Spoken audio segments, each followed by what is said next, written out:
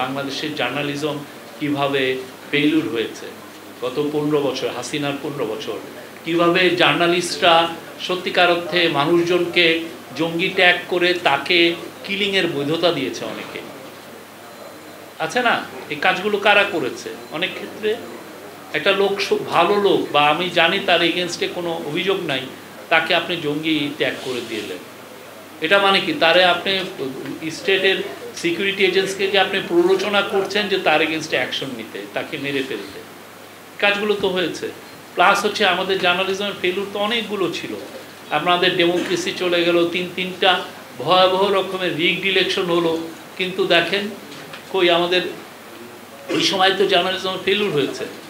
মাওলানা সাইদির মৃত্যুর ভার্ডিকের পরে আপনি দেখেন কি বড় একটা হত্যাযজ্ঞ হয়েছে, বা আপনি হেফাজতের ক্র্যাকডাউনের পরে কি ভয়াবহ ক্র্যাকডাউনে কি ভয়াবহ হত্যাযজ্ঞ হয়েছে। তো ওই সময় জার্নালিস্টদের রোলটা কি ছিল? এটা প্রত্যেকটা সোসাইটি, এটা বাংলাদেশটা প্রত্যেকটা সোসাইটিতে এই সমস্ত ঘটনা ঘটলে জার্নালিস্টদের রোল কিন্তু সামনে আসে। কে ইয়ে করেন? আমেরিকার মধ্যে হচ্ছে, আমেরিকার যখন আমেরিকায় যারা যে সমস্ত সাংবাদিকরা আমেরিকাকে প্ররোচিত করে ইরাক ওয়ারে পাঠিয়েছে সেই 2003 সালে, তাদেরকে নিয়ে অনেক লেখালেখি হয়েছে। এটা ভাইবেন না যে শুধু বাংলাদেশে হচ্ছে। যারা যারা এই কাজ, অনেকে জব হারিয়েছে। জুডিথ মিলার নামে একজন মহিলা, উনি জব হারিয়ে নিউ ইয়র্ক টাইমসে ছিলেন, শি লস্ট হার জব। এটা শুধু বাংলাদেশে হচ্ছে তা না, কারণ তারা একটা মানে ফেরি টেল বলেছে, রূপ কথা বলেছে যে ইরাকে উইপেন্স অফ ম্যাস ডিস্ট্রাকশনে আছে, এবং এইটা উইপেন্স অফ ম্যাস ডিস্ট্রাকশন আছে বলে ইউএস গভর্নমেন্টকে প্ররোচিত করেছে ইরাকে আক্রমণে। কি হলো শেষে? 1 মিলিয়ন লোক মারা গেছে এবং উইপেন্স অফ ম্যাস ডিস্ট্রাকশন নাই। তো তাদের ফেইলুরটা তো তারা তাদের সোসাইটিতে এটা নিয়ে ডিবেট হয়েছে, আপনি পারলে গুগল করে দেখেন। তো বাংলাদেশেও তো এই জার্নালিজমের ফেইলুর হয়েছে। অনেকে ওই কথাটা এখন আনতেই চান না, অনেকে সুশীল সাজেন এখন। তারা তো সেই সময় এই ধরনের এই কাজগুলো করেছেন। তো এই জিনিসগুলো আমরা, এই ফেইলুরগুলো আমরা জানতে চাই। এটা নিয়ে কোথায় কোথায় জার্নালিজমের ফেইলুর হয়েছে সেটা নিয়েও আমরা ইউএনের কাছে একটা চিঠি দিব। তারা ইন্ডিপেন্ডেন্ট এক্সপার্ট এনে এই পুরো 15 বছরে আমাদের যে এই জার্নালিজমটা কীরকম হয়েছে সেটা একটা আমরা চাবো যে তারা একটু এটা নিয়ে রিভিউ করতে। সত্যিকার অর্থে এটা সবচেয়ে গভর্নমেন্টই আপনাদের হয়ে সব করে দিবে, এটার চেয়েও আমার মনে হয় ইউনিয়ন এই আওয়াজটা তোলা উচিত। কেন এই নেগোসিয়েশনটা তো হচ্ছে ইউনিয়নের সাথে মালিকদেরকে ইউনিয়নরা বলবে যে আমরা 5 দিন ছুটি চাই বা 4 দিন ছুটি চাই, বা আমরা ছুটি চাই না, বা আমরা কাজ করব, বা ওই যে কয়দিন কাজ করব সেটার বিনিময়ে আমার এক্সট্রা বেনিফিট দিতে হবে। সেই যে এই ইস্যুগুলো তুলবেটা কে? ইউনিয়ন তুলবে। কিন্তু আমাদের ইউনিয়ন তো গত 15 বছর পূর্বাচলের প্লট নিয়ে ব্যস্ত ছিল, ঠিক না?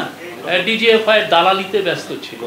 হ্যাঁ, তা মনিরুলের সাথে এমন কোনো সাংবাদিকের নাই যে মনিরুল বার্থডে, একটা গোলবার্ডের মার্ডারার মনিরুল, তার সাথে সবাই ছবি দিচ্ছেন, মনিরুল ভাই আপনি না আসলে দেশ উদ্ধার হতো না, এই সমস্ত মেসেজ দিচ্ছেন, দেন নাই? কত লোক মনিরুলকে বার্থডেতে উইশ করেছে। আমরা জানতাম সে কি ধরনের হিউম্যান রাইটস অ্যাবিউজ করছে, তারপরেও তো এই কাজগুলো করছে। এখন আমার মনে হয় ইউনিয়নের উচিত এই আওয়াজগুলো তোলা, অনেকগুলো আওয়াজ আমাদের তোলা উচিত। আমাদের জার্নালিস্টদেরকে ভয়াবহ রকমের ভাবে ঠকানো হয়, 5,000 টাকা বেতন দেওয়া হয়, 10,000 টাকা বেতন দেওয়া হয়, এই যে ঠকানোটা, সেইগুলো নিয়ে আওয়াজ তোলা উচিত। আমাদের ডিএফপির যে সিস্টেমে সর্ষের ভিতরে ভূত, সেই জায়গাটায় আওয়াজ তোলা উচিত।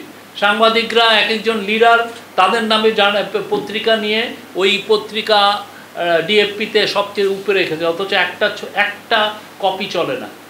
নিজে পড়েন, ওনার বউ পড়েন, আর কেউ পড়েন না, চুরি করেন। আর সবচেয়ে বড় কথা হচ্ছে যে এই যে একটা আন্ডারগ্রাউন্ড পত্রিকা, এর মূল কাজই হচ্ছে বড় বড় পত্রিকাতে চুরি করা। বড় বড় পত্রিকা টাকা দিয়ে বেতন দিয়ে সাংবাদিক রাখেন, তাদের দিকে যে অঞ্জন একটা ভালো রিপোর্ট করলো, ওই অঞ্জনের রিপোর্ট আর একজন আন্ডারগ্রাউন্ডের পত্রিকার চুরি করে ছাপিয়ে দিল। ভয়াবহ জিনিস। সেগুলো নিয়ে ইউনিয়নের কথা বলা উচিত, জার্নালিস্টদের কপিরাইট নিয়ে কথা বলা উচিত, বেতনের একটা মিনিমাম ফ্লোর, আমি বারবার বলছি, এটা নিয়ে চিল্লাচিল্লি করা উচিত যে না, আমরা 30,000 টাকার নিচে বাংলাদেশের কেউ বেতন পাবে না, কোনো জার্নালিস্ট বেতন পাবে না। আর যারা দিতে পারবেন না তারা আল্লাহর হস্তে বন্ধ করে দেন, আপনার জার্নালিজম করার কোনো অধিকার নাই। বেতন দিতে পারবেন না জানো, এই আওয়াজগুলো ইউনিয়নের তোলা উচিত, ঢাকা রিপোর্টার্স ইউনিটির তোলা উচিত। কিন্তু ইউনিয়ন তো এই কাজ করে না, ইউনিয়ন বসেই আছে কিভাবে পূর্বাচলের আর একটা প্লট পাওয়া যায়।